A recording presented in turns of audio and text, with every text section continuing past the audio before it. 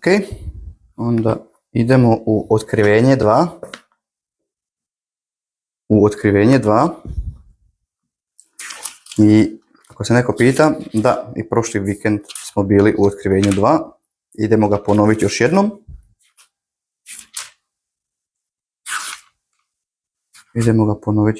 Poglavlje Otkrivenje 2. Pa da ponovimo još jednom i ono što je bilo u fokusu i prošli vikend, a i nešto drugo. To će sad biti bitno. Znači, Otkrivenje poglavlje 2. Čitamo cijelo poglavlje. Otkrivenje poglavlje 2 kaže: Anđelu Efižanske crkve napiši: ovo govori onaj koji drži 7 zvijezda u svojoj desnici, onaj koji hodi posred 7 zlatnih svječnjaka. Znam tvoja djela i tvoj trud i tvoju postojanost i da ne možeš podnijeti one koji su zli. Iskušao si one koji tvrde da su apostoli, a nisu. I našao si da su lažljivci. I podnio si i postojanosti imaš. I radi imena mojega trudio si se i nisi klonuo. Ali imam nešto protiv tebe, zato što si svoju prvu ljubav ostavio. Sjeti se stoga odakle si pao i pokaj se i čini prva djela. Inače dolazim k tebi ubrzo i maknut ću tvoj svječnjak s njegovog mjesta ako se ne pokaješ. Ali ovo imaš: mrziš djela Nikolaita, koji ja mrzim. Ko ima uho neka čuje što Duh govori crkvama. Onome koji pobjedi dat ću jesti od stabla života što je usred raja Božjeg. I anđelu crkve u Smirni napiši: ovo govori prvi i posljednji, onaj koji je bio mrtav i oživio. Znam tvoja djela i nevolju i siromaštvo, ali bogat si. I znam huljenje onih koji sebe nazivaju Židovima, a nisu, nego su sinagoga Sotonina. Nemoj se bojati onoga što ćeš pretrpjeti. Evo, neke će od vas đavao baciti u tamnicu, da budete iskušani, a imat ćete nevolju 10 dana. Budi vjeran do smrti i daću ti vijenac života. Ko ima uho neka čuje što Duh govori crkvama. Onome koji pobjeđuje neće nauditi druga smrt. I anđelu crkve u Pergamu napiši: ovo govori onaj koji ima oštar dvosjekli mač. Znam tvoja djela i gdje prebivaš, tamo gdje je Sotonino prijestolje, a čvrsto se držiš mojega imena, te nisi zanijekao moju vjeru ni one dane u koje je Antipa, moj vjerni mučenik, ubijen kod vas, gdje prebiva Sotona. Ali imam malo protiv tebe zato što imaš ondje one koji drže nauk Bileama, koji je poučio Balaka da postavi kamen spoticanja pred sinove Izraelove, da jedu žrtvovano idolima i bludniče. Tako i ti imaš onih koji drže nauk Nikolajski, koji mrzim. Pokaj se, inače dolazim ubrzo k tebi i borit ću se s njima mačem svojih usta. Ko ima uho neka čuje što Duh govori crkvama. Onome koji pobjeđuje dat ću jesti od mane skrivene i dat ću mu kamen bijeli, a na kamenu napisano novo ime koje nitko ne zna, osim onoga koji ga prima. I anđelu crkve u Tijatiri napiši: ovo govori Sin Božiji, onaj kojemu su oči kao plamen ognjeni, a noge mu nalik mijedi ulaštenoj. Znam tvoja djela i ljubav i službu i vjeru i tvoju postojanost i tvoja djela posljednja kojih je više od prvih. Ali imam malo protiv tebe zato što ženi Jezabeli, koja sebe naziva proročicom, dopuštaš naučavati i zavoditi moje sluge da bludniče, jedu žrtvovano idolima, i dao sam joj vremena da se pokaje od bludništva svojega. I nije se pokajala. Evo, nju ja bacam u postelju, a one koje s njom čine preljub u nevolju veliku, ako se ne pokaju od svojih djela. I djecu ću njenu smrću pobiti, i sve će crkve znati da sam ja onaj koji istražuje bubrege iz srca, i da ću svakome od vas prema vašim djelima. A vama i ostalima u Tijatiri koji ne drže ovog nauka i koji nisu upoznali dubinu Sotoninih, kako oni govore, kažem: ne stavljam na vas drugoga bremena, nego što već imate. Čvrsto držite dok ne dođem. A onome koji pobjeđuje i koji bude do kraja držao djela moja, njemu ću dati vlast nad narodima i vladat će nad njima željeznim štapom. Razbit će se kao lončareve glinene posude, kao što sam i ja primio od svoga oca, i daću mu jutarnju zvijezdu. Koji ima uho neka čuje što Duh govori crkvama. Molimo se. Dragi Bože, hvala ti na ovom danu, hvala ti na ovoj propovjedi, molim te, blagoslovi me i blagoslovi nas i napuni me Duhom Svetim, pomozi i koristi me kako bi se širila tvoja riječ i otvori ljudima uho neka čuju, jer je ovo bitno. Ipak danas na propovjed, molim te, budi s nama i napuni nas Duhom Svetim i kao i meni govoritelju, tako i slušateljima pomozi da sjedne, da shvate, da razumiju i otvori svima nama srce i oči da vidimo tvoje istine. Slavimo te i puno ti hvala na svemu i hvala ti za prošli tjedan i za spašavanje prošli tjedan još jednom, za 11 spašenih duša. Hvala ti za jučerašnjih 5 spašenih duša, možda je bilo više prekjučer. Možda je bilo više, ali 5 ću zapisati. Hvala ti puno što su se prekjučer 5 novih duša spasile. Slavimo te i molim te koristi nas. Neka je sva slava tvoja i hvala tvoja. Slavimo te ime Isusa Krista, se tebi molimo, oče moj. Amen. Ok, znači danas bi se fokusirao na drugi dio Otkrivenja 2, ne ono od prošlog tjedna, nego danas gledajmo stih 9. Otkrivenje 2.9 kaže: znam tvoja djela i nevolju i siromaštvo, ali bogat si. I znam huljenje onih koji sebe nazivaju Židovima, a nisu, nego su sinagoga Sotonina. Vidimo nešto slično i u Otkrivenju 3. Znači odmah sljedeće poglavlje isto broj 9. Znači Otkrivenje 2.9 i Otkrivenje 3.9. Govore sličnu stvar. Kaže Isus u Otkrivenju 3.9: evo, daću da oni iz sinagoge Sotonine, znači opet kaže sinagoga Sotonina, koji govore za sebe da su Židovi, a nisu, nego lažu. Evo, učinit ću da oni dođu i iskažu ti štovanje pred nogama i upoznaju da sam te ja ljubio. Znači danas pričamo i danas ćemo čuti o sinagogi Sotoninoj. Današnja propovjed se zove sinagoga Sotonina. Znači šta je to? To je zajednica vraga. Zajednica vraga. Skupština đavla o kojoj Isus ovdje priča. Znači to je sinagoga Sotonina od današnjih takozvanih Židova, onih koji se nazivaju Židovima. Puno ljudi danas misle da su Židovi Božji odabrani narod, jel?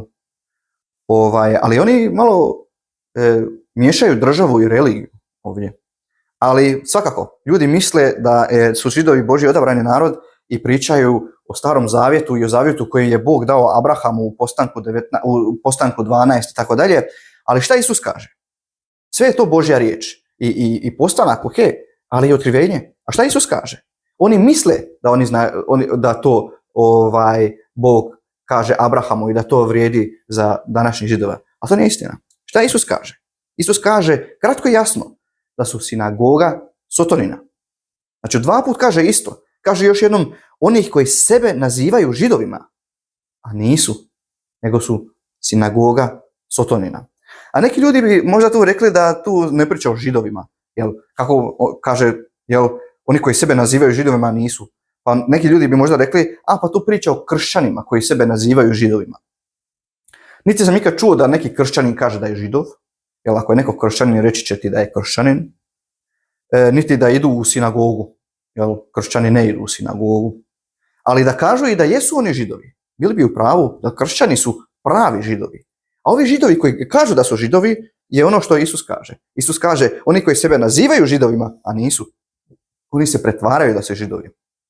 Jer u Rimljanima 2.28 kaže, jer nije Židov koji je to izvanjski, znači ne po tijelu, ne oni koji imaju čudne kapice i one tu i ne znam, i tako se mole i šta ti ja znam.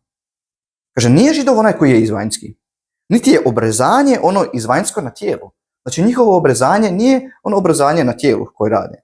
Kaže, nego je Židov onaj koji je to u nutrini i obrezanje je ono u srcu, po duhu, a ne po slovu, kojemu hvala nije od ljudi, nego od Boga. Tu je pravi Židov po Bibliji. A to, ko bi to bio danas? Kršćani. U Novom Zavjetu su to kršćani.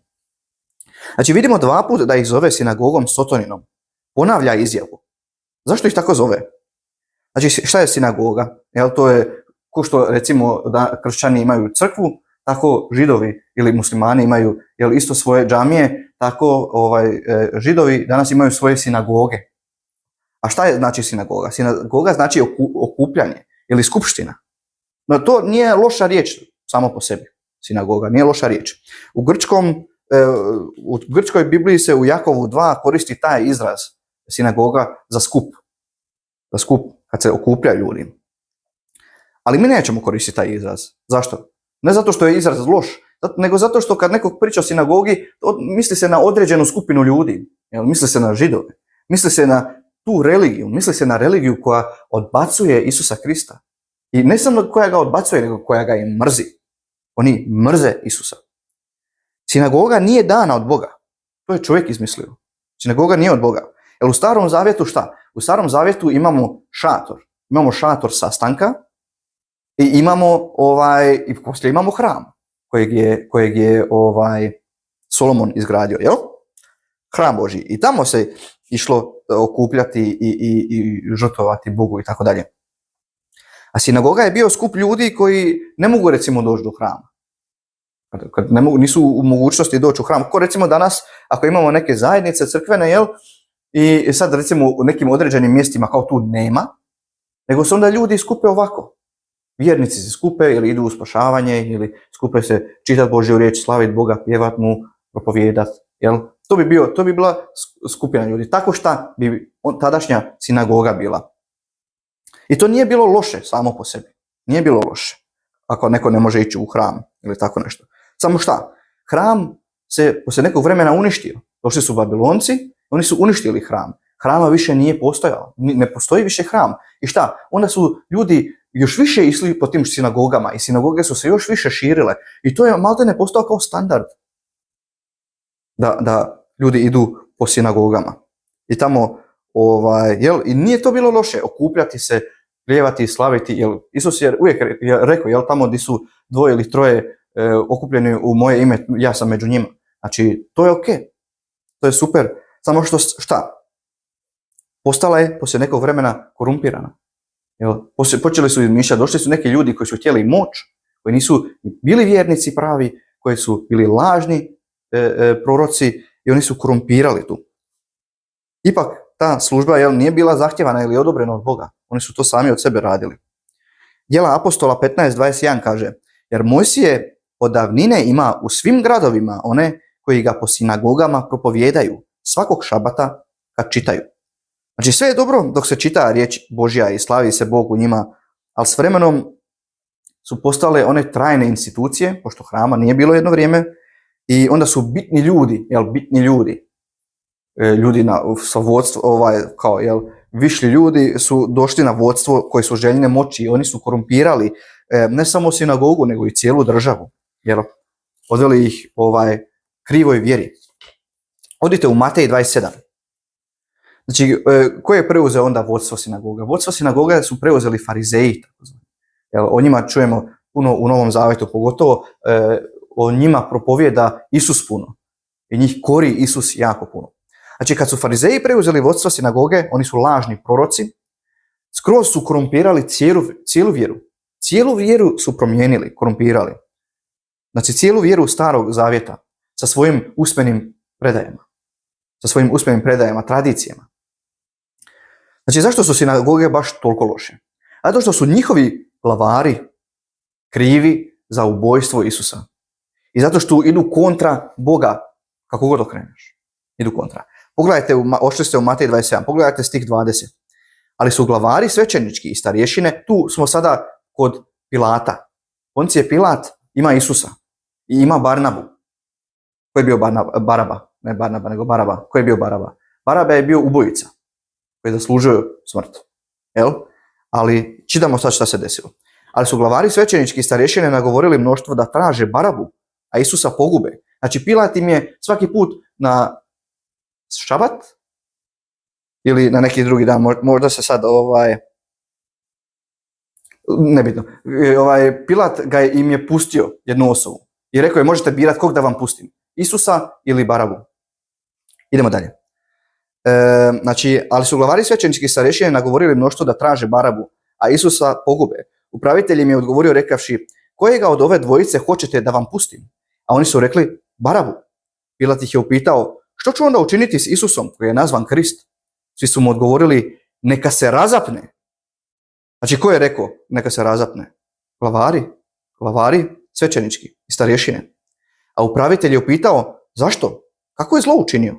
Ali oni su još jače vikali govoreći: neka se razapne.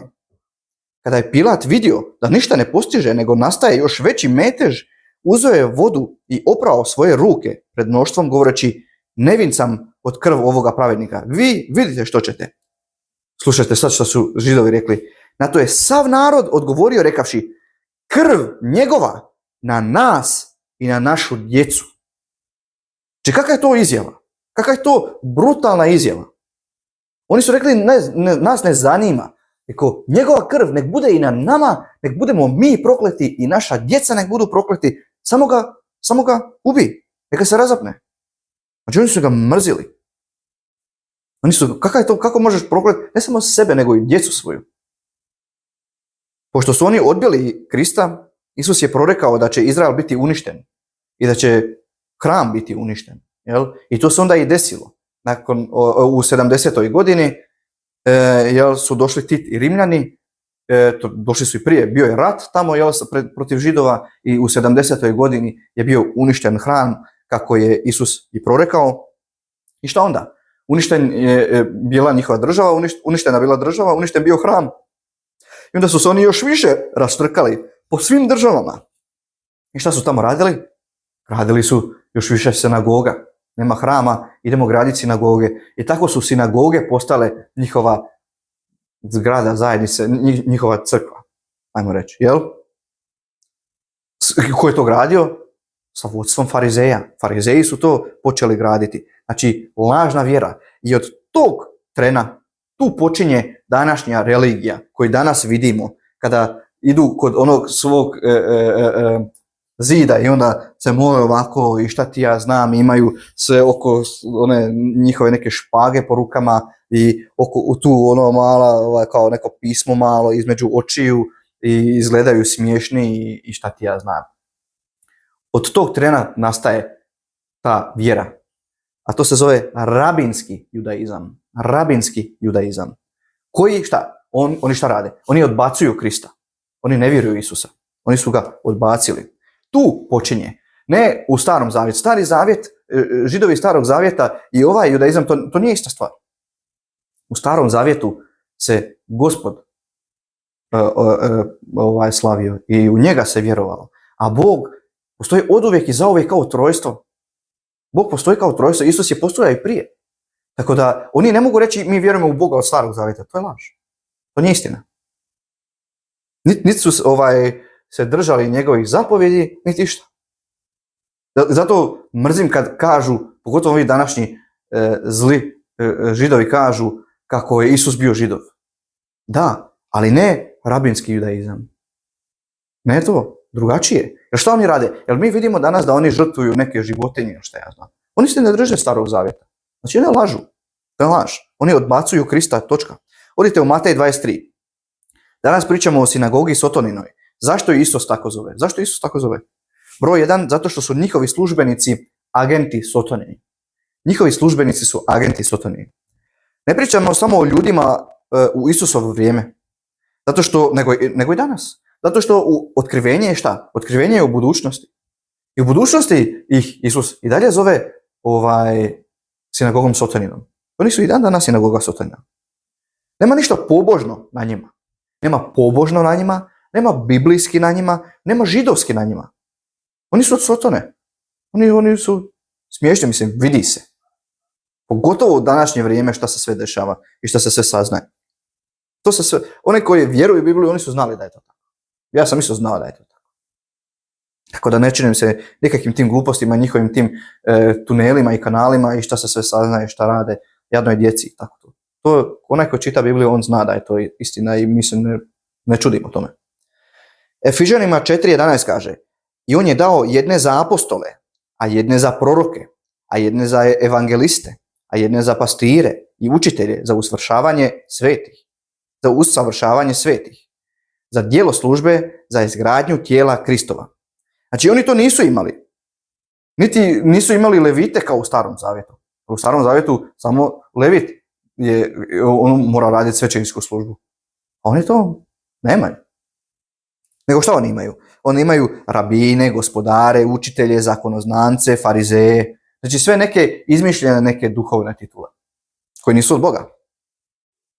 Znači glavari, farizeji su lažno govorili ljudima da su oni od Mojsija i od Arona. To uopće nije istina. Oni lažu. Oni lažu. Možete u Matej 23. Pogledajte odmah stih 1. Tada je Isus progovorio mnoštvu i svojim učenicima rekavši: pismoznanci i farizeji sjede na Mojsijevoj stolici. Sve dakle što vam kažu da obdržavate, to obdržavajte i činite. Znači kaže da oni propovijedaju Mojsija, jel? Čitaju, kako bi oni rekli, iz Tore. Šta je Tora? Tora su prvih 5 knjiga iz Biblije. Znači što je Mojsije pisao, to je Tora. Ja ne volim taj naziv Tora, zato što oni to koriste. Biblija je gotovo. Znači oni, kaže, propovijedaju iz Tore, iz Mojsija. Citiraju Mojsija, Isus kaže. Oni, ti lažni proroci, doslovno citiraju Mojsija. Oni pričaju o Mojsiju, čitaju Mojsija.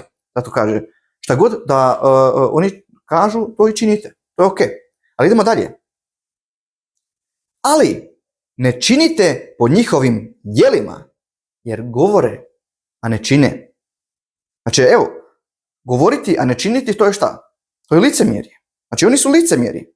Oni čitaju to i kaže, to držite, ali oni sami to ne drže. To je licemjerje. O tome se radi ovdje. Koliko su oni licemjeri. Idemo dalje, šta kaže dalje?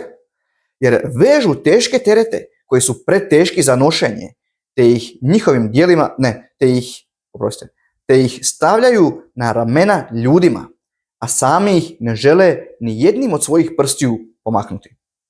Znači oni propovijedaju Mojsija, a sami ne vjeruju Mojsiju i njegovom pismu. Oni ne vjeruju to, ali to propovijedaju. Jer jedno kažu, a drugo čine. Kao i danas.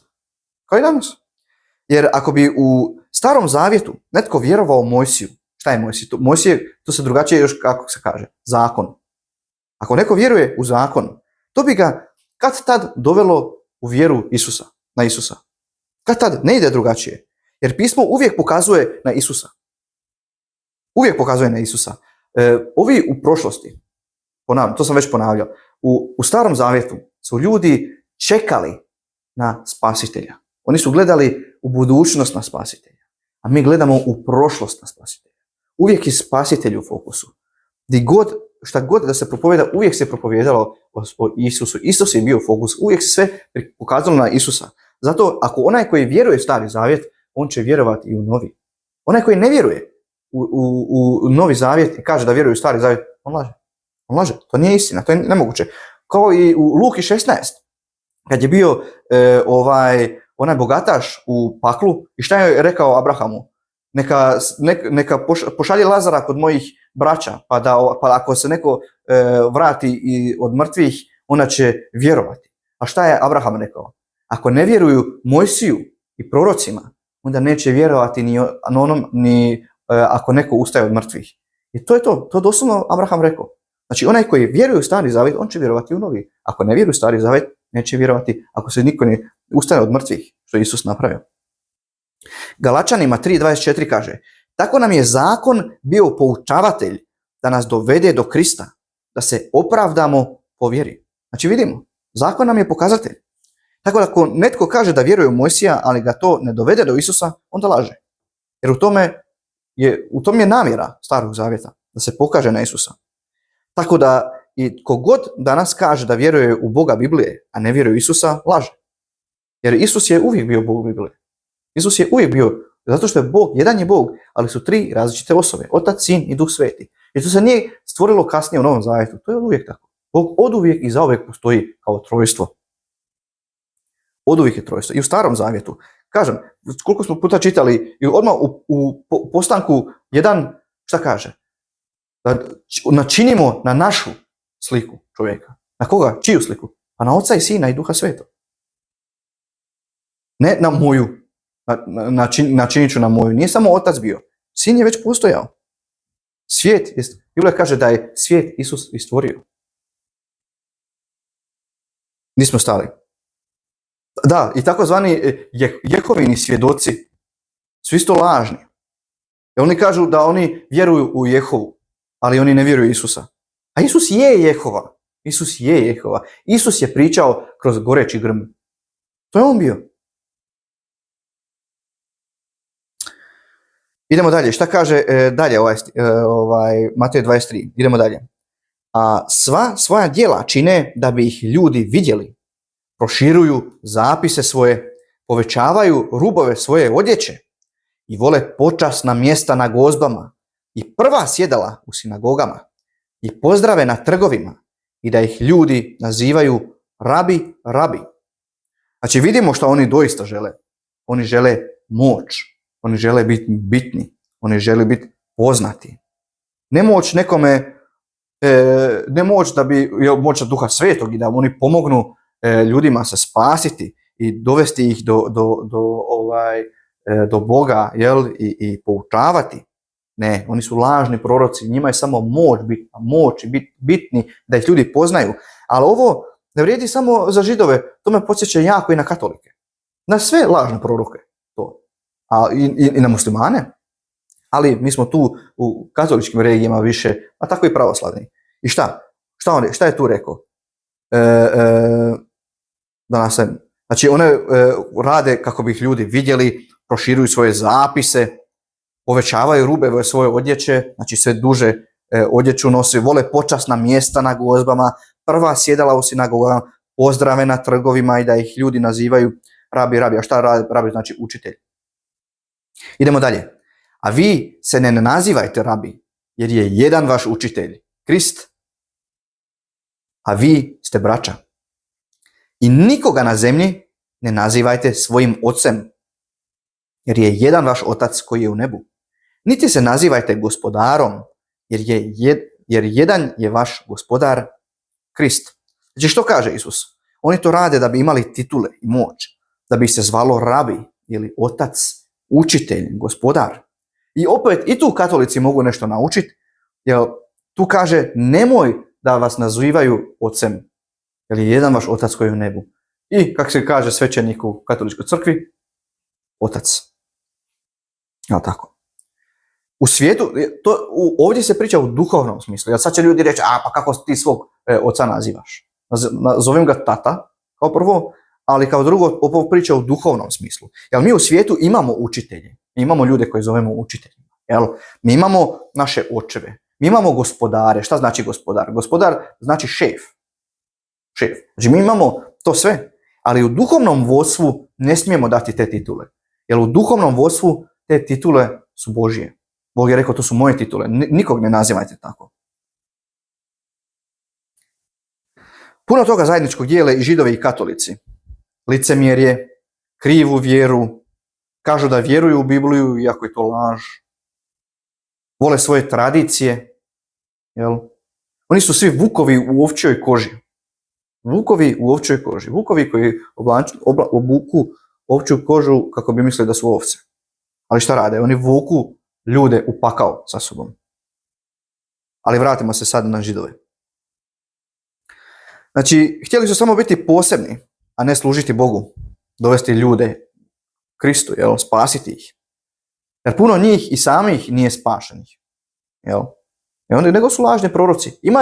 Ima i farizeja i glavara koji su se spasili, naravno, ali većina se nisu spasili. Većina su lažni proroci. Matej 23:13 kaže, ali jao vama, to Isus kaže, ali jao vama pismoznanci, farizeji, licemjeri, jer vi zatvarate kraljestvo nebesko pred ljudima, jer ni vi sami ne ulazite, niti onima koji ulaze ne dopuštate ući. Evo što je toliko loše. Ne samo da nisu spašeni, što je loše, jel? Ići će u pakao. Nego ne dopuštaju ni drugima da dođu do spasenja, da dođu do spoznaje, nego im daju laž, oni ih hrane laži. Znači nije dovoljno loše što oni nisu spašeni i što imaju krivo evanđelje, nego onda i namjerno oni uče druge ljude lažima. Znači ako ti ne znaš kako ići u raj, ako ti ne znaš pravo evanđelje, ako ti ne vjeruješ, zašto bi ti ikad, obična osoba, zašto bi tebi palo na pamet da ti ideš onda poučavati druge ljude nešto što nije istina i što ti u potpunosti ni ne znaš? To nema smisla.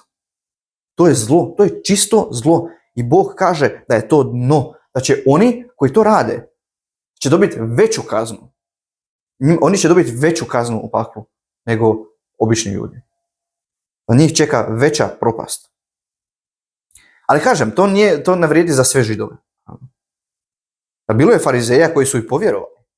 Kao na primjer Pavao. I Pavao je bio farizej. I on je šta je? On je isto ubijao je kršćane.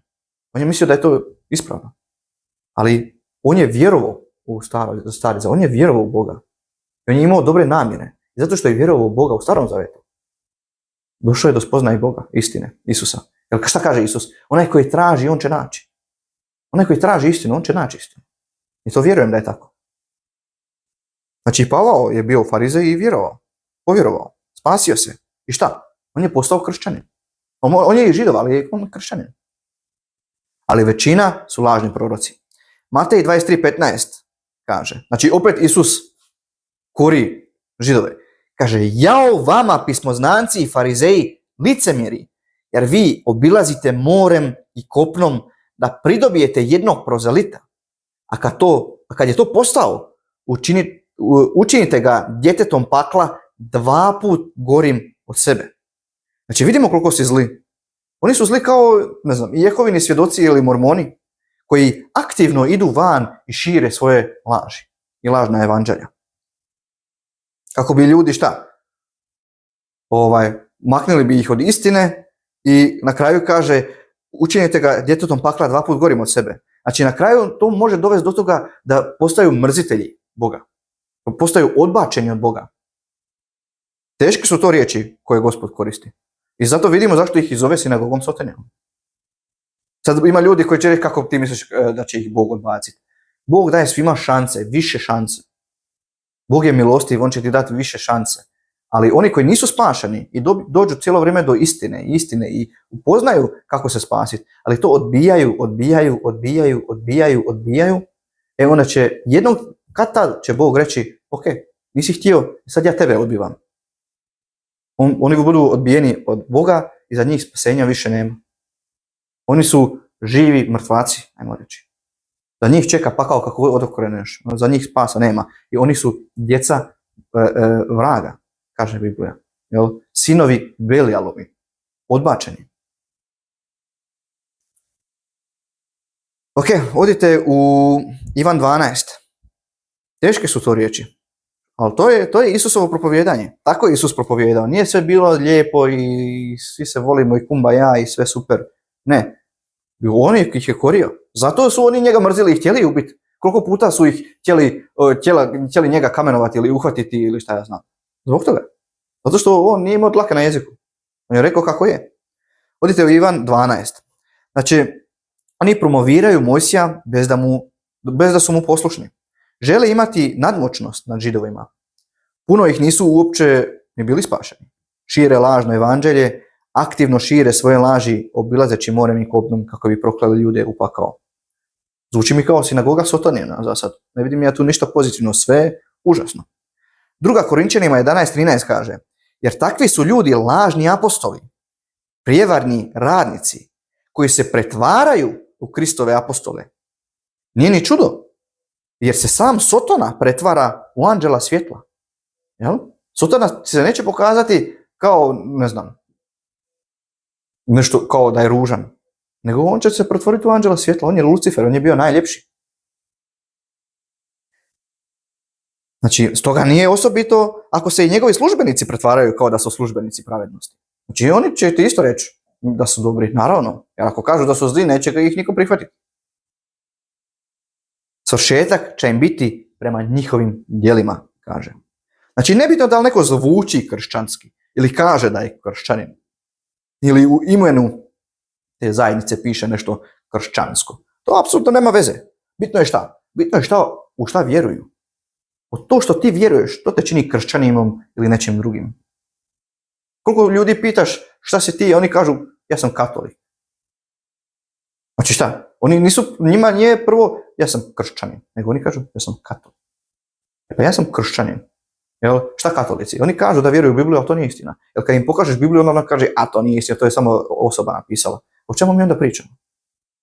Pravi kršćanin vjeruje u Božju riječ. I vjeruje da je Isus umro za naše grijehe, platio ih i uskrsnuo. Da je umro, bio pokopan i uskrsnut. On je moj put u raj. Koliko god da se ja trudim, ja neću nikad zaslužiti ići u raj. Zašto? Zato što sam ja grešnik. Ne idem svojim djelima. Jer je plaća za grijeh smrt, a mi smo svi sagriješili. Ja nikad neću dostići raj sam od sebe. Ja dostižem raj zato što je Isus platio za moje grijehe i on je moj put. Ja moram staviti svu vjeru u njega, ne u svoja djela i u svoju dobrotu, nego u njega. Hvala Isusu što je on umro za moje grijehe i on je moj put u raj. Jer milošću ste spašeni po vjeri. I to nije od vas. To je Božji dar. Znači besplatno. Ne po djelima. Da se netko ne bi hvalisao. Znači nije po mojim djelima. Nego po njegovoj milosti. Zato. I onaj koji u to vjeruje, on je pravi kršćanin. Onaj koji je povjerovao, postaje dijete Božje, kaže Biblija. Onaj koji primi i uvjeruje, on postaje dijete Božje. Ok, idemo dalje. Rimljanima 11.28 kaže, vi ste u Ivanu 12 dalje. Čekajte me tamo. Rimljani 11.28 kaže, prema evanđelju oni su neprijatelji radi vas, ali prema izboru oni su ljubimci zbog očeva. Znači u Rimljanima 11 imamo dvije grupe ljudi. Imamo židove koji nisu spašeni, njih se naziva židovima, izraelitima. Imamo židove koji jesu spašeni, njih se naziva izabranicima ili izbor. Kaže, oni su neprijatelji radi vas, što se vidi svuda po knjizi Djela apostola. Svuda po knjizi Djela apostola, skoro pa možda i na svakom poglavlju se to vidi. Skoro u svakom poglavlju se kaže da su oni ubili Isusa. Ali kad god u djelima apostola, kad god vidiš da kršćani napreduju i da spašavaju i da uspijevaju i da se trude, uvijek na kraju dođe ali židovi. Uvijek im se suprotstavljaju židovi. Ali židovi, uvijek ali židovi. Neprestano. Oni neprestano dolaze, smetaju, progane kršćane, čak i ubijaju kršćane. Prema evanđelju oni su neprijatelji radi vas, ali prema izboru oni su ljubimci zbog očeva. Znači postoje židovi koji mrze evanđelje, a ti židovi, oni su prokleti. Postoje oni koji vjeruju Isusa i oni su izabrani. Oni su izabrani, to sve stoji. I postaju kršćani. Ali mi kršćani smo pravi izabranici. Ne postoji judeo kršćani, kako ljudi znaju reći. Ja sam judeo kršćan, ja sam židov kršćan. To ne postoji, to je kontradiktorno. Jer židovi kažu, oni ne vjeruju u Krista. Oni ne vjeruju, oni čekaju svog Mesiju. Oni ne vjeruju Isusa. A šta, ako ćeš biti kršćanin, onda moraš vjerovati Isusa. Znači nemoguće, šta? Ja vjerujem, ne vjerujem. Zato judeo kršćani, ta riječ nema smisla. I ne postoji mesijanski židovi. Jer je Mesija već došao. Šta je? Mesija je Krist. Mesija je Isus. A oni čekaju svog Mesiju. Ali oni čekaju ko će biti njihov Mesija? Antikrist. Oni čekaju na Antikrista. Oni su oduvijek bili protiv Isusa i izbacivali su ljude iz sinagoge samo zato što oni vjeruju u Isusa. Oni su ljude izbacivali zbog toga. U Ivanu 9 to možemo vidjeti, možete otići, svakako ste u Ivanu 12, možete otići u Ivanu 9, odmah blizu. Ovdje je Isus izliječio slijepca, znači jedna osoba koja je već srednjih godina, znači odrasla osoba, on se rodio slijep. I Isus ga je na šabat ozdravio i providio je, progledao je. I roditelji, sad i glavari su ošli kod njegovih roditelja, od tog čovjeka i pričaju s njima. I vidimo o čem se tu radi. Ivan 9.20 kaže, njegovi su roditelji odgovorili i rekli, znamo da je ovo naš sin i da se slijep rodio.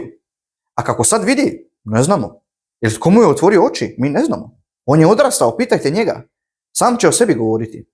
Tako su rekli njegovi roditelji zato što su se bojali Židova. Jer su se Židovi već dogovorili da će, ako ga tko prizna za Krista, znači Isusa, biti isključen iz sinagoge. Znači sinagoga bi trebalo biti tu da se slavi Boga. Da se čita riječ Božja, da te duh poučava. Kad ćeš ti saznat da Mesija mora doći i kako, i da će biti ubijen i sve to i da će ga odbacivati. Znači onaj koji stvarno vjeruje u Bibliju, on zna Bibliju, on zna da će se to mora tako desiti. Ali ne, oni su odbacivali ljude. I sad ljudi kažu, pa zar ti ne znaš da je Pavao i da su i apostoli išli u sinagoge i držali šabat i sve to? To je laž, to nije istina. Oni su išli u sinagoge, da, šta? Kako bi slušali Božju riječ, kako bi slavili Boga i kako bi ljude spašavali. Kako im bi pokazali evanđelje. Zato su oni išli u sinagoge. Zato što su tamo bili ljudi koji vjeruju u Boga. Razumijete? To je bio pravi fokus. To vidimo svuda po djelima apostola da su išli širiti evanđelja. U tom to je bilo to je cijeli fokus je na tome kako spašavati ljude i širiti evanđelje. Ivan 12.39 kaže, zbog toga nisu mogli vjerovati, jer je Izaja još rekao, zaslijepio im je oči i srce im otvrdnuo, da očima ne vide i srcem ne razumiju i ne obrate se da ih ozdravim. Ovdje kaže kako je Bog zaslijepio njihove oči, zato što nisu htjeli vjerovati. A vidite što kaže u Mateju? Slično. Matej 13:15 kaže, jer se uselilo srce ovog naroda, pa ušima svojim slabo čuju i oči su svoje zatvorile, da svojim očima ne vide i svojim ušima ne čuju i svojim srcem ne razumiju i ne obrate se. I ja ih ne ozdravim. Znači za njih nema ozdravljenja više. Tako postaješ ti odbačen od Boga i proklet. Da ne možeš vidjeti istinu. Tako. Prvo ti odbacuješ istinu. Jel? Rekli su i oči su svoje zatvorili. Znači oni su svoje oči zatvorili. Znači ti ako zatvaraš svoje oči i kažeš ne zanima, Bog ti daje više šansi i ti jednog dana će on reći ok, i on će onda zaslijepiti tvoje oči. On će onda reći ok, nećeš čuti, ne moraš. Ti onda budeš odbačen i poslije toga više nema povratka. Nema pokajanja. Tako postaješ odbačen. Konačno, poslije više šansi on odbaci tebe i pakao te čeka. Čekate mjesto rezervirano u paklu i gotovo. Ivan 12:41, znači idemo dalje, kaže, to je Izaja govorio kad je vidio njegovu slavu i o njemu govorio, ipak su mnogi i od glavara povjerovali u njega. Znači oni koji su stvarno tražili istinu od Boga, oni su povjerovali, čak i od glavara. Ali zbog farizeja nisu ga priznavali da ne budu isključeni iz sinagoge. Znači bojali su se šta će ljudi reći i kako će ih izbaciti. Jer su hvalu ljudsku ljubili više nego hvalu Božju. Isus je povikao i rekao, tko vjeruje u mene, ne vjeruje u mene nego onoga koji me je poslao. I tko vidi mene, vidi onoga koji me je poslao. Odite u Ivan 8. A Ivan 16 isto kaže u stih 1, ovo sam vam govorio da se ne sablaznite. Isključivat će vas iz sinagoga. Ko? Židovi. Što više, dolazi vrijeme kad će svaki koji vas ubije misliti da Bogu izvršava službu. Znači vidimo cijelo vrijeme da su oni neprijatelji evanđelja. Da su Židovi neprijatelji evanđelja. Specifičnije vodstvo sinagoga. Znači farizeji, oni su sinagoga sotonina. Jer su zli i jer mrze Boga. Jer su licemjeri. Oni su lažni proroci. Zašto ih je još tako nazvao? Zato što vjeruju u lažnog Boga. Ako kažu da vjeruju u Oca, a ne vjeruju Sina, lažu. Ako kažu da vjeruju u Boga starog zavjeta, a ne vjeruju Isusa, lažu. Točno te prepirke su imali sa Isusom, o kojima možemo čitati. Znači, doslovno o tom se radilo i dan danas se o tom radi. Teške riječi su nazvati ih sinagogom sotoninom. Znači, ljudi misle da Isus je samo ljubav i sve. Evo, Isus je rekao, on ih je korio i bio glasan i vikao, je rekao, licemjeri i ne znam, da ste sinagoga sotonija. Zamisli. Isus je to napravio. I onda im je šta rekao? Odite, pogledajte Ivan 8:39. Odgovorili su i rekli mu, naš je otac Abraham. Isus im je rekao, kad biste bili djeca Abrahamova, činili biste djela Abrahamova, ali sada nastojite ubiti mene, čovjeka koji vam je govorio istinu, koji sam čuo od Boga. To Abraham nije činio. Vi činite djela svoga oca. Na to su mu rekli, mi nismo rođeni iz bludništva, imamo jednoga oca Boga. Znači Isus je rekao, vi činite djela svoga oca. Znači ne našeg oca, svoga oca. Što znači šta? Njegov otac i njihov otac nije ista osoba. Je rekao, vi činite djela vašega oca, svoga oca. Znači nemaju istog oca. Koji bi bio njihov otac bio? I oni ga vrijeđaju, čine bogohulje, jer kažu, mi nismo rođeni iz bludništva. Jel? Imamo jednog oca Boga. Govoreći da je Marija bludničila i da je on kopile. Znači to je bludničenje direktno prema Isusu. I onda im on vrati. Idemo dalje čitati. Isus im je odgovorio, kad bi Bog bio vaš otac, ljubili biste mene. Jer ja sam od Boga izašao i došao. Nisam došao sam od sebe, nego me je on poslao. Zašto ne razumijete moju besjedu? Jer niste u stanju slušati riječi moju. Vi ste od svoga oca đavla. Zvuči kao sinagoga Sotonina, jel da? Znači, vi ste od svoga oca đavla i želite činiti požude oca svoga. On je bio čovjek ubojica od početka i nije stajao u istini, jer njemu nema istine. Kad govori laž, od svoga govori, jer je lažljivac i njen otac. Znači, ovo propovijedanje Isusove je teško. Ovo je moćno, ovo je odvažno, ovo je snažno. On nije imao dlake na jeziku. Nije bila samo jedna osoba pred njim. Bilo ih je hrpu i svi su oni bili Židovi. On je bio sam stavio i on je njih prokleo. I korio ih. Tako je Isus propovijedao, istinito i snažno. Nekad pogodi gdje boli. A to je dobro tako. Zato su neki znali reći, tko to može slušati. A zato su neki to piše, ima ta rečenica, tko to može slušati. Zato su njega tako zamrzili i htjeli ga uhititi i ubiti. Zato što je neko imao, neko se imao snagu i hrabrost da se suprotstavi. Ove su Isusove riječi i moćne su. I volimo ih. I znamo da su istina. A ovo ne vrijedi, kažem, za sve Židove. Jel? Ali za one koji Isusa odbijaju i mrze.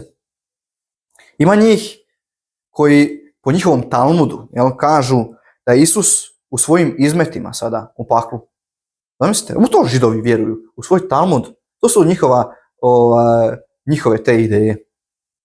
I u Talmudu piše da je Isus trenutno u paklu gori u svojim izmetima. Zamisli. I da je on vračar. I da je kopile. Ako vam to osoba govori, onda možete biti sigurni da je to dijete Sotonino. Ko bi tako šta rekao? Od vraga su. Odite u Marko 7. Prva Ivanova 2.20 kaže, ali vi imate pomazanje od svetoga i sve znate.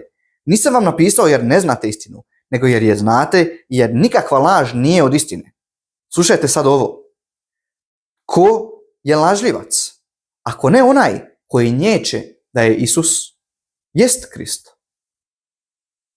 Ko nječe oca i sina, taj je antikrist. A jel Židovi nječu oca i sina? Da. Oni su antikristi. Oni su lažljivci. Zašto? Zato što Bog kaže, onaj koji nječe Isusa jest. Onaj koji nječe, on je lažljivac. Onaj koji nječe da je Isus Krist. Znači oni su lažljivci i oni su antikristi. Svako ko nječe sina, nema ni oca. Ako priznaje sina, ima oca. Znači to vrijedi i za Židove i za muslimane koji kažu da oni vjeruju u oca, ali ne u sina.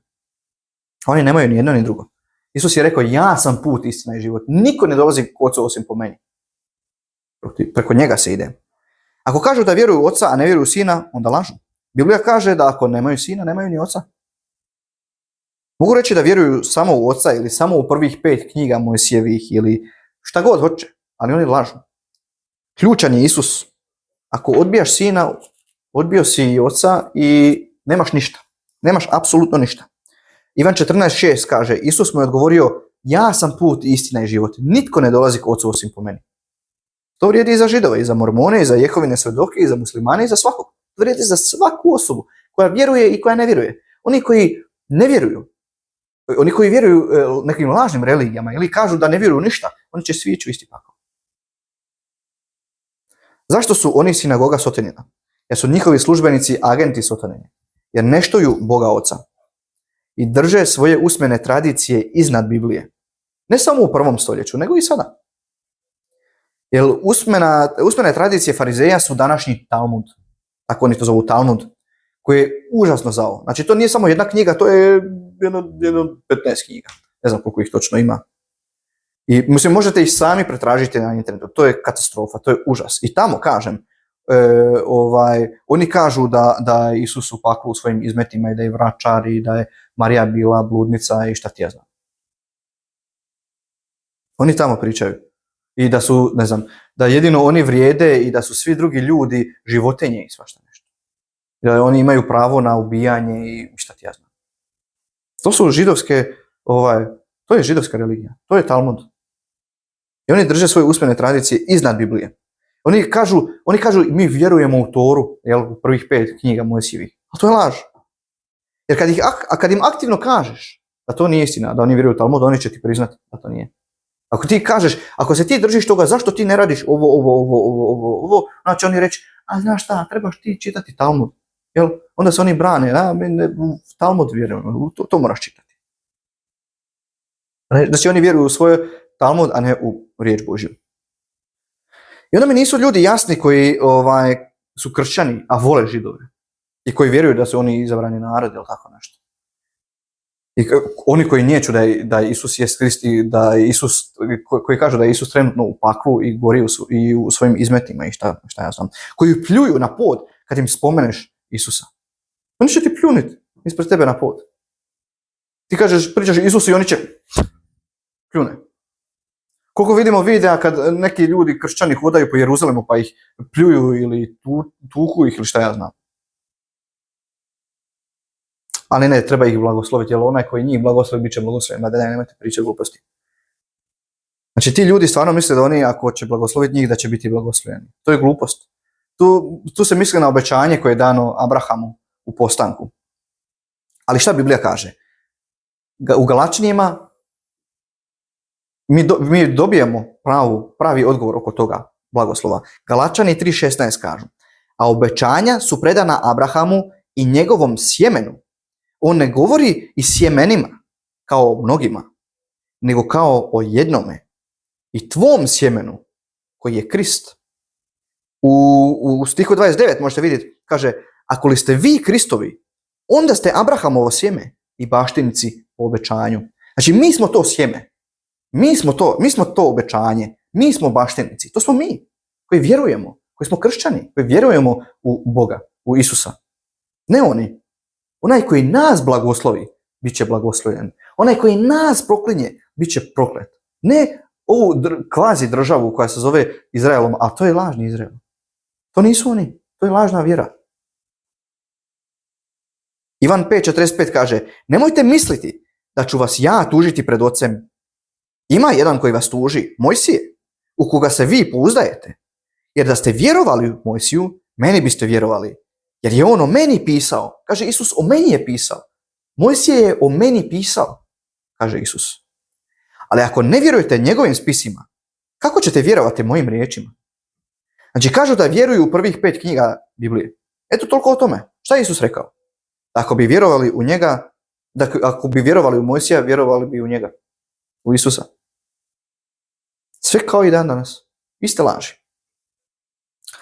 Marko 7.5 kaže, tada su ga farizeji i pismozanci upitali, zašto se tvoji učenici ne ponašaju po predaji starih, nego jedu kruh neopranih ruku? On je odgovorio rekavši im, dobro je prorokovao Izaja o vama licemjeri, kao što je zapisano, ovaj me narod usnama poštuje, a srce njihovo daleko od mene, ali me uzalud štuju poučavajući kao nauke zapovjedi ljudske, jer ste ostavili zapovjed Božju, držite predaju ljudsku, pranje lonaca i čaša i mnogo drugog tome sličnom činite. Onda im je rekao, lijepo, odbacujete zapovjed Božju da biste sačuvali vlastitu predaju, jer je Mojsije govorio, poštuj oca svoga i majku svoju, i tko prokune oca i majku neka se skonča smrću. Ali vi govorite, ako čovjek kaže ocu ili majci, ono što bi ti od mene moglo koristiti korbanje, to je dar, tada je slobodan. Znači vidimo da se oni drže predaje svojih više nego Božje riječi, to je Isus sam rekao. Odite u 1. Slunjane 2. 1. Slunjane 2. Znači, vidimo jasno je rekao Isus da ne vjeruju u Božju riječ nego u svojoj tradiciji. Ne vjeruju u jasna pisma koje pokazuju na Krista, nego u svoje usmene tradicije. A njihove usmene tradicije ne samo da nisu u Bibliji, nego su i kontradiktorne. Oni idu protivno tome. Kao i katoličke tradicije. Štovanje kipova. Totalno kontra. Zato ih je i uništavao cijelo vrijeme u Starom Zavjetu. Ili te njihove neke sakramente. Di ti vidiš te sakramente? Pokaži mi di vidiš sakramente u Bibliji. Ne postoji. Šta kaže još Bog? Onaj ko će biti svećenik mora biti oženjen, mora imati više djece u kući svojoj. Biti obitelj. I on ako može voditi svoju obitelj, onda on može biti svećenik. Šta radi katolički svećenici? Oni nemaju nikog. Oni nemaju djecu ni ženu. Kaže, nemojte nositi duge haljine žensku odjeću, oni to rade. Nemojte piti alkohol, oni to rade. Samo je po vjeri u Isusa, ne moraš držati i neka djela i moraš ići na ispovjed kod njih, iako Biblija kaže da se Bogu moramo ispovjediti. Oni vjeruju u Mariju, iako je Isus rekao da se Bog rekao da se samo u njega smije, njega štovati i od nje ljubomoran Bog. Nema ima drugih bogova pored mene. I tako dalje, da sad ne dužimo, jer znači stati na toj temi. Doći ćemo i do tog u jednoj drugoj propovjedi. Znači, da, oni se drže svojih usmenih tradicija više nego Biblije i zato su sinagoga sotonija, jer imaju sotonističku Bibliju, ne Božju, sotonističku Bibliju koja se zove Talmud.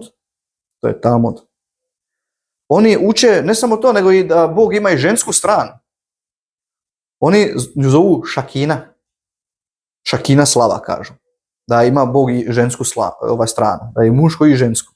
A nije da je Bog otac i sin. Znači, otac i sin znači da je muško. I Duh Sveti je muški, on je muško. Zato je rekao, načinimo čovjeka na našu slavu. Šta je, čovjek je muško i oni su muški. Znači, zato je napravio prvo muško na njihovu slavu, zato što su oni muški.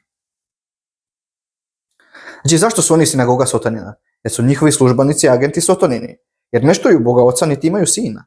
Drže svoje usmene tradicije Talmuda iznad Biblije i zato što su oni razapeli Isusa Krista. Neki ljudi kažu, svi smo mi razapeli Isusa. Ili Rimljani su razapeli Isusa. Ali to nije istina, Židovi su.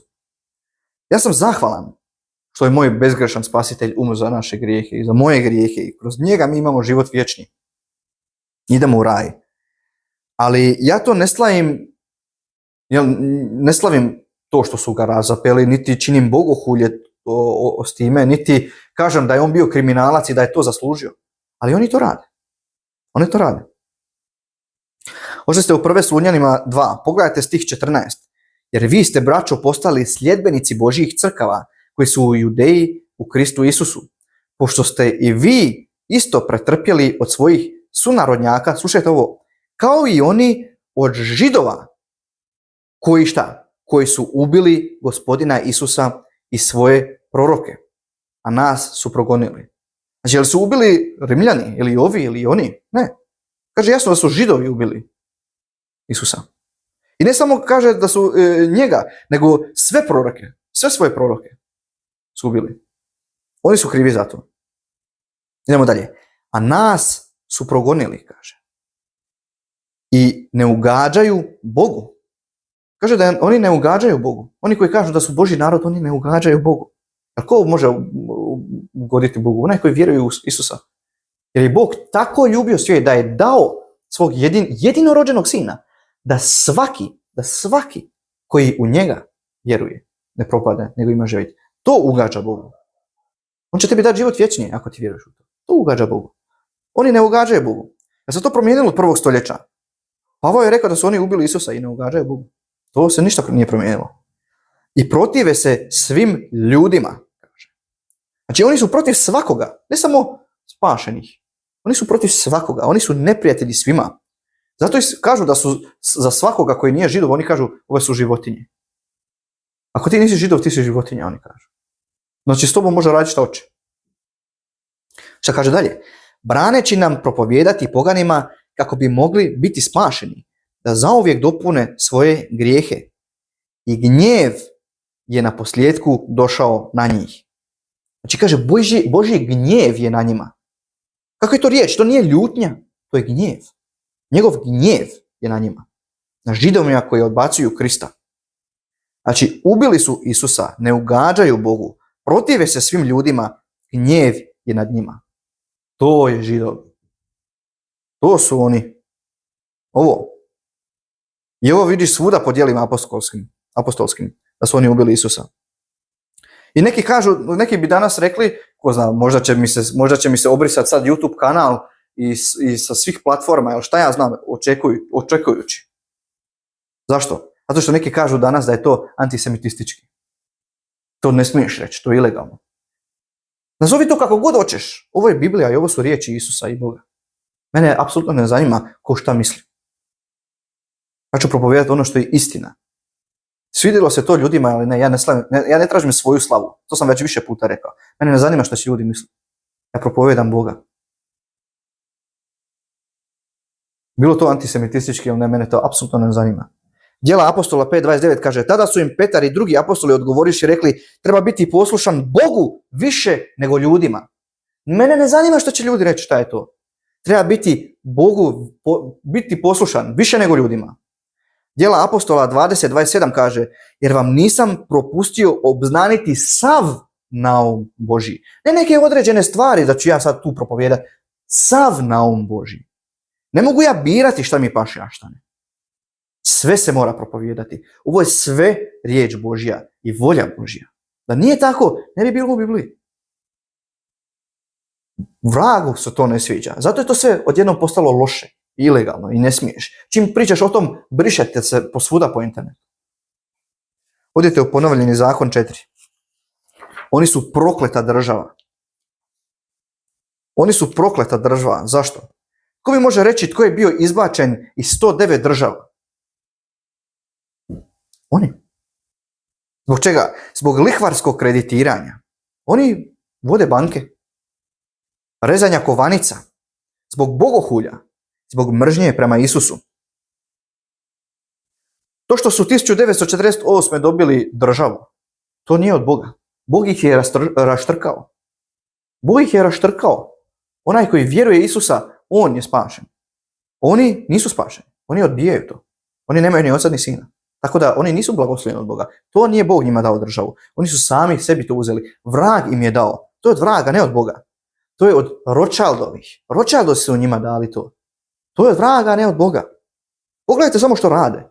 Ratovi, ucjenjivanja, potplaćivanja. Tel Aviv i parade pedera. Mrzitelji. Puno pedofila, mržnje prema Isusu.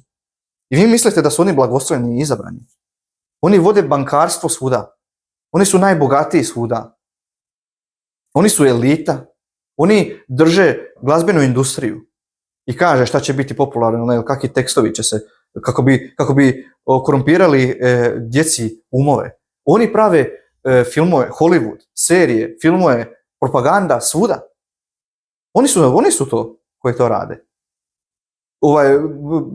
Pornografije, šta ja znam. Oni su to sve u njihovim rukama. I onda ti želiš reći da su oni blagoslovljeni. Pa daj ne budi smiješan, ne budi glup, otvori malo oči, jesi ti glup ili šta?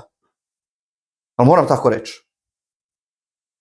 Oni su prokleti radi mržnje prema Isusu. Ponovljeni zakon 4.26 kaže, ovog dana zazivam nebo i zemlju za svjedoke protiv vas, da ćete ubrzo potpuno nestati iz zemlje. To je Bog kaže njima. Da ćete ubrzo u potpunosti nestati iz zemlje u koju idete preko Jordana, da je zaposjednete. Nećete produžiti dane u njoj, nego ćete biti potpuno uništeni. A to zvuči kao da je i dalje milostiv. Ne, tu milost dolazi do kraja. Bićete potpuno uništeni. I Gospod će vas raspršiti među narode i ostaće vas samo malen broj među poganima, kamo će vas Gospod odvesti. I ondje ćete služiti bogovima. Kao i njihov Remfan, njihov bog. I zvijezda njihovog boga Remfana. Jel? To je danas na njihovoj zastavi. To nije zvijezda Davidova. Davidova zvijezda ne postoji u Bibliji. Ali koja zvijezda postoji? Postoji zvijezda Remfana. To postoji u Bibliji. I eto, šta oni imaju? Oni štuju Remfana i imaju njihovu zvijezdu Remfana. To je onaj znak židovski. To nije zvijezda Davidova. Zvijezda Davidova ne postoji. Ali kažem, za puno Židova još ima nade.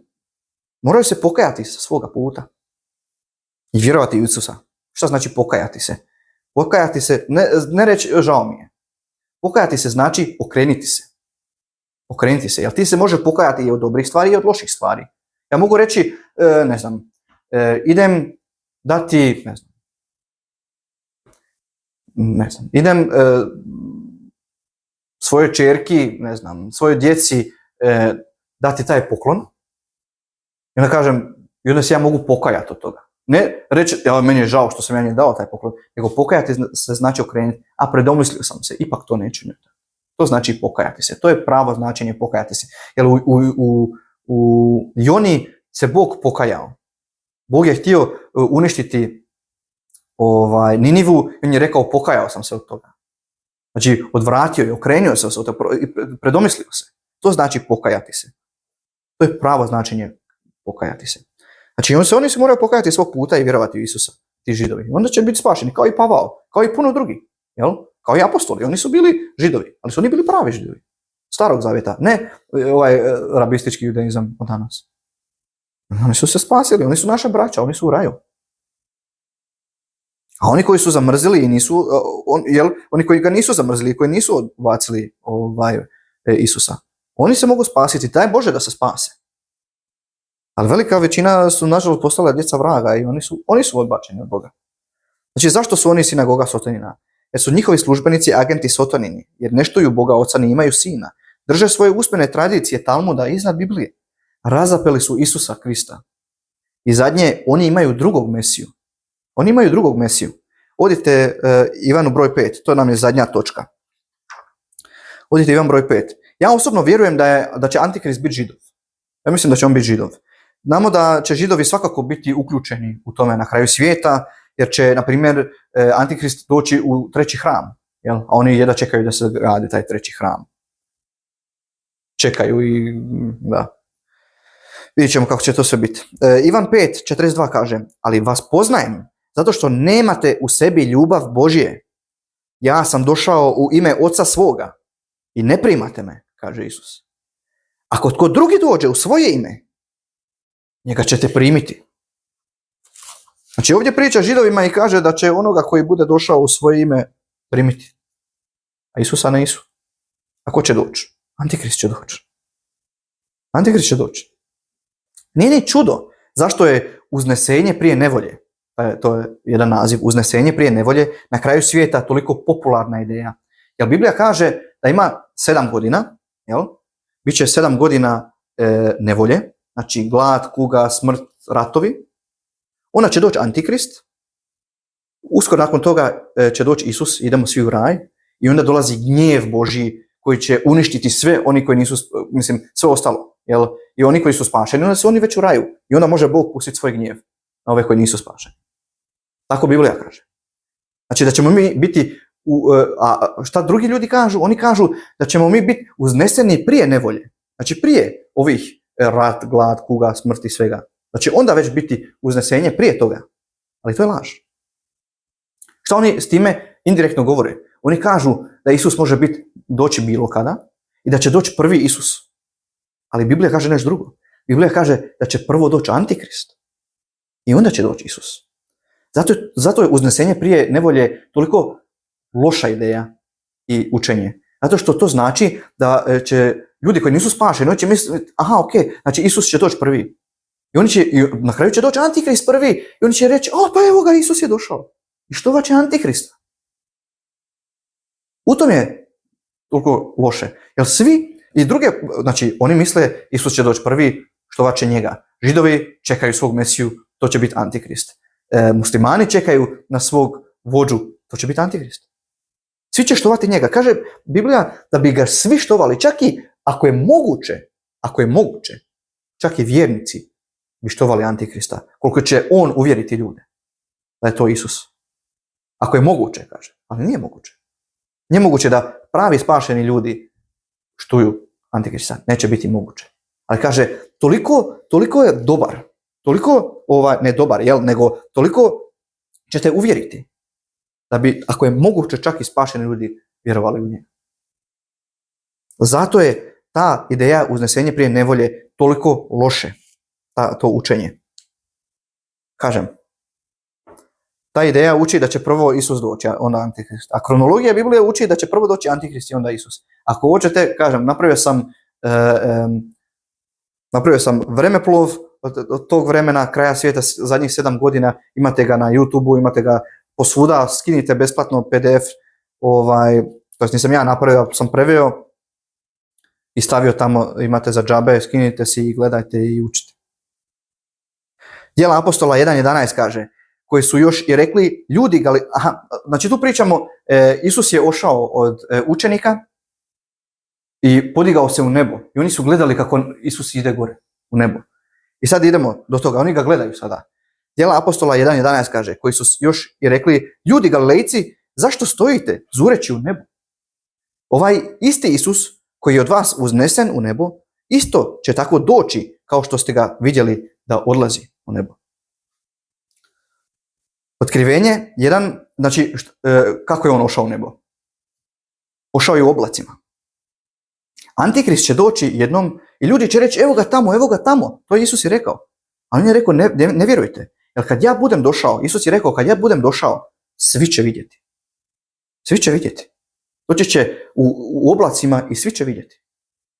Cijeli svijet će vidjeti. Kad on bude došao. To će se obznaniti, to će biti jasno ljudima.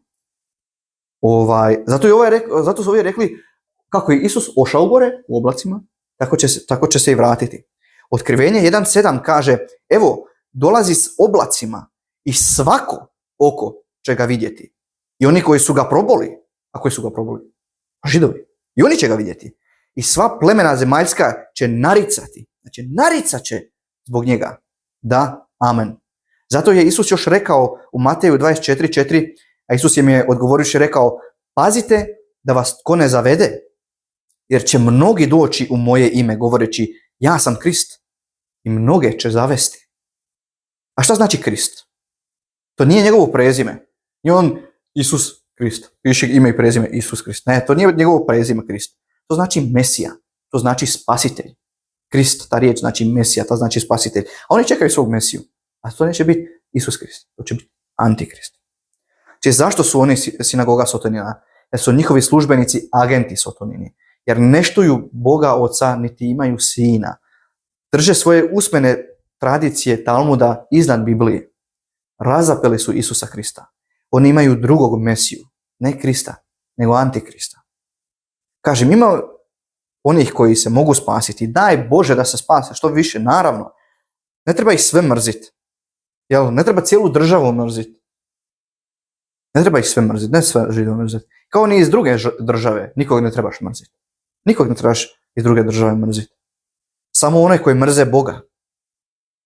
One koji mrze Boga, za kojeg više nema spasenja, koji su odbijeni, oni mrze Boga i Bog je odbio i njih. Oni su odbačeni, za njih nema spasenja. Njih se može mrziti. Sad bi neki ljudi rekli, a kako ti kršćan možeš reći da možeš mrziti, jer nije sve u milosti. Da, do jednog trena. Ali, jel ti voliš ubojice? Jel ti voliš pedofile? Jel ti voliš Hitlera? Nemojmo biti glupi. Budimo realni. Nismo u crtiću. Psalam 139.21 David je rekao, zar da ih ne mrzim, Gospode, one koji mrze tebe?